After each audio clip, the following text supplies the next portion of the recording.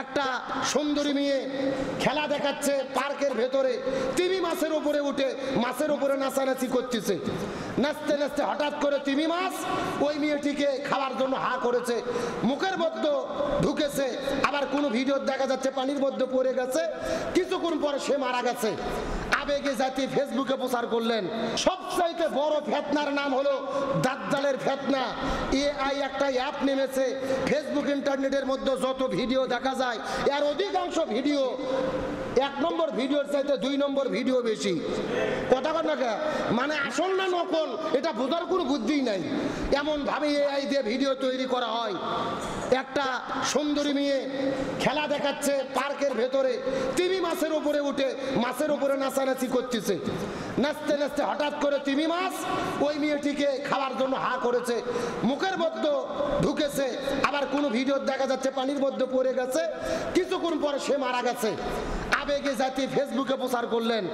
যেই মেয়েটি 12 বছর ধরে এই তিমি মাছটাকে সন্তানের মতো লালন পালন করেছে, আগলিয়ে রেখেছে, খেদমত করেছে, বড় করেছে, আজকে তিমি মাছটাকে খেয়ে ফেললো, হত্যা করলো, মেরে ফেললো, এই বলে ভিডিও ভাইরাল করতেছে। অথচ নিউজ বলতেছে এটা আসলে এআই দিয়ে বানানো ভিডিও, সত্য ভিডিও নয়। আমরা সত্য মিথ্যা বুঝি না, যা পাই তাই প্রচার করি, এমন একটা রোগ আমাদের মধ্যে আছে না নাই? অথচ রাসূল বলেছেন একজন ব্যক্তি মিথ্যাবাদী হওয়ার জন্য এতটুকুই যথেষ্ট যে সে যা শুনলো তদন্ত না করে আর একজনের কাছে প্রচার করে দিল। এগুলো সবচাইতে বড় মিথ্যাবাদী, এ সবচাইতে বড় কি? আর যে এআই প্রযুক্তি নেমেছে, দাজ্জালের ফিতনা, সঠিক না ব্যাঠিক, ভালো না মন্দ বোঝারও বুদ্ধি নাই। রাসূল হাদিসের মধ্যে বলেছে কিয়ামতের আগে দাজ্জালের এমন ক্ষমতা থাকবে, যা খুশি তাই করতে পারবে, মানুষকে বিভ্রান্ত করতে পারবে, মানুষকে ভুল পথে পরিচালিত করতে পারবে, ডান হাতে জান্নাত নেবে, বাম হাতে জাহান্নাম নেবে, মানুষদেরকে জান্নাতের আশা দেখাইয়া ঈমান নষ্ট করে দেবে। এমন ষড়যন্ত্র আছে না নাই? আর ঈমান নষ্ট করার সবচাইতে বড় ষড়যন্ত্র হলেন শিরিক। শিরিক যদি কেউ করে তার ঈমান থাকে না, বেঈমান হয়ে মারা যায়। আর বেঈমান হয়ে যদি মারা যায়, যত ইবাদত বন্দেগী করুক, জান্নাতে কি যেতে পারবে? তার মানে বোঝা গেল জান্নাতে যাওয়ার মূল সত্য অন্তরে কি থাকতে হবে? আর একটু জোরে বলেন না, কি থাকতে হবে?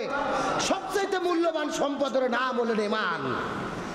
আর আমার নবী হাদিস শরীফের মধ্যে বলেন ঈমান শুধু মুখে মুখে স্বীকার করলে হবে না, ইকরার বিল লিসান, তাসদিক বিল জিনান, আমল বিল আরকান। ঈমান হলো ওই জিনিস, 1 নম্বর ইকরার বিল লিসান, মুখের মাধ্যমে স্বীকার করতে হবে। 2 নম্বর তাসদিক বিল জিনান, অন্তরের মাধ্যমে বিশ্বাস স্থাপন করতে হবে। আর 3 নম্বর হলেন আমল বিল আরকান, এটা কাজের মাধ্যমে প্রমাণ পেশ করতে হবে। তার মানে বোঝা গেল শুধুমাত্র মুখে মুখে বললে ঈমান হবে না, শুধুমাত্র মুখে মুখে বললে কালেমা পড়লে ঈমান হবে না। ঈমান হলো জবান দিয়ে স্বীকার করতে হবে, অন্তর দিয়ে বিশ্বাস স্থাপন করতে হবে। আর 3 নম্বর হলো কাজের মাধ্যমে এই জমিনের মধ্যে প্রমাণ পেশ করতে হবে। আমার বন্ধুগণ, মুসলমান ভাইরা গভীর মনোযোগ লক্ষ্য করুন। এই জন্য আল্লাহর কোরআন ডাকতে বললেন আমিনু কামা আমানান নাস, তোমরা ঈমান গ্রহণ করো যেমন ভাবে মানুষেরা এই দুনিয়ার মধ্যে ঈমান গ্রহণ করেছে। এই জায়গার মধ্যে মানুষেরা বলতে আল্লাহ তাআলা কাদেরকে বুঝাইছে? তাফসীরের মধ্যে পাওয়া যায় এই দুনিয়ার মধ্যে নবী রাসূলেরা যেইভাবে ঈমান গ্রহণ করেছে তোমরা সেইভাবে ঈমান গ্রহণ করো।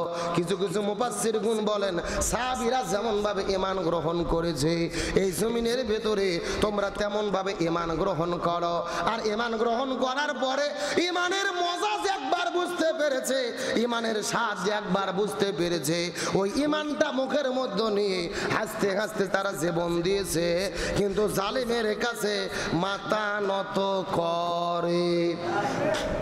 এই দুনিয়ার মধ্যে ইসলামের প্রথম শহীদ আমাদের নবী পৃথিবীতে আসার পরে ইসলামের প্রথম যিনি শহীদ হয়েছিলেন তিনি কিন্তু একজন ছেলে ছিলেন না, তিনি হলেন একজন মহিলা সাহাবী, যার নাম হলেন হযরত সুমাইয়া রাদিয়াল্লাহু তাআলা আনহা।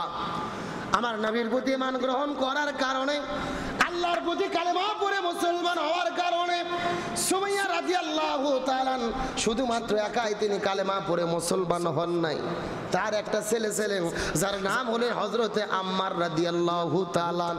18 বছর বয়সে এই যুবককে সঙ্গে করে নিয়ে সুমাইয়া যখন কালেমা পড়ে মুসলমান হয়ে গেলেন, আবু জেহেলের কাছে খবর পৌঁছে গেলেন যে সুমাইয়া তার পরিবারকে নিয়ে কালেমা পড়ে মুসলমান হয়েছে, ঈমান গ্রহণ করে ফেলেছে। আবু জেহেলের বাচ্চারা হযরতে সুমাইয়াকে গ্রেফতার করে ফেললেন। সুমাইয়ার সঙ্গে তার ছেলে ছিল হযরতে আম্মার রাদিয়াল্লাহু তাআলা। দুইজনকে গ্রেফতার করার পরে মরুভূমির মধ্যে নিয়ে যাওয়ার পরে হযরতে সুমাইয়ার হাত পা গুলো বেঁধে ফেললেন, আম্মার রাদিয়াল্লাহু তাআলার হাত পা গুলো বেঁধে ফেললেন। সুমাইয়াকে বেঁধে ফেলার পরে আম্মারকে ডাকতে বলে, আম্মার কালেমাটা ছেড়ে দাও, মুহাম্মদকে তোমরা গালি দাও, কালেমাটা ছেড়ে দাও, কালেমাটা যদি না ছাড়ো তোমাকে এবং তোমার মাকে দুনিয়ার মধ্য থেকে বিদায় করে দেওয়া হবে। আম্মার কালেমা ছাড়ে না। হযরত সুমাইয়া রাদিয়াল্লাহু তাআলা আনহা ইসলামের প্রথম শাহাদাতকারিনী মহিলা, সেও কালেমা ছাড়ে না। ওই আবু জেহেলেরা ওই সুমাইয়া আর আম্মারের হাত পা গুলো বেঁধে ফেলার পরে আম্মারকে ডাকতে বলে, আম্মার যদি তুমি কালেমা না ছাড়ো তোমার চোখের সামনে তোমার মা তার শরীরের সমস্ত কাপড় চোপড় গুলো খুলে তাকে অঙ্গ করে ফেলা হবে। আবার বন্ধুগণ, মুসলমান ভাইরা গভীর মনোযোগ লক্ষ্য করুন। 18-20 বছর বয়সের একটা যুবক তার চোখের সামনে তার মাকে বেঁধে রেখে শর্ত দিয়ে দিলেন, যদি কালেমা না ছাড়ো তোমার মায়ের শরীর থেকে কাপড় খুলে ফেলা হবে। তুমি তো যুবক মানুষ, তোমার মায়ের অঙ্গ প্রত্যঙ্গ গুলো সব তুমি নিজের চোখে দেখতে পারবে, আর যদি কালেমা ছেড়ে দাও তোমাদেরকে মুক্ত করে দেওয়া হবে। হযরত সুমাইয়া রাদিয়াল্লাহু তাআলা না আম্মারকে ডাকতে বলে, ছেলে আমাকে উলঙ্গ করে ফেলো আর দুনিয়ার মধ্য থেকে বিদায় করে ফেলো। খবরদার খবরদার খবরদার, কখনোই তুমি কালেমা ছাড়বা না, ঈমান হারা হবে না। তার কারণ যদি তুমি ঈমান নিয়ে মৃত্যুবরণ করতে পারো, ওই ঈমানের ওসিলা করে আল্লাহ সরাসরি তোমাকে জান্নাতের মেহমান বানায়া দেবে। এই জন্য আল্লাহ তাআলা বলে, আমিনু কামা আমানান নাস, ঈমান গ্রহণ করো মানুষেরা যেমন ঈমান গ্রহণ করেছে, ঈমান গ্রহণ করো যেমন সুমাইয়া ঈমান গ্রহণ করেছে। এর ব্যাখ্যা, ঈমান গ্রহণ করো যেমন আম্মার ঈমান গ্রহণ করেছে। সুমাইয়ার কথা শোনার পরে আম্মার রাদিয়াল্লাহু তাআলা আবু জেহেলকে ডাকতে বলে, জালেমার বাচ্চারা কখনোই কালেমা ছাড়বো না। এই কথা বলার পরে আম্মারের চোখের সামনে তার মা সুমাইয়ার শরীরের মধ্য থেকে কাপড় চোপড় গুলো সব কিছু টেনে গেছে, খুলে ফেলা হলো, তার পুরো শরীরটাকে উলঙ্গ করে ফেলে দেওয়া হলো। যুবক একটা ছেলের সামনে তার মায়ের পুরো শরীর উলঙ্গ করে ফেললেন, কাপড় চোপড় গুলো করে ফেললেন।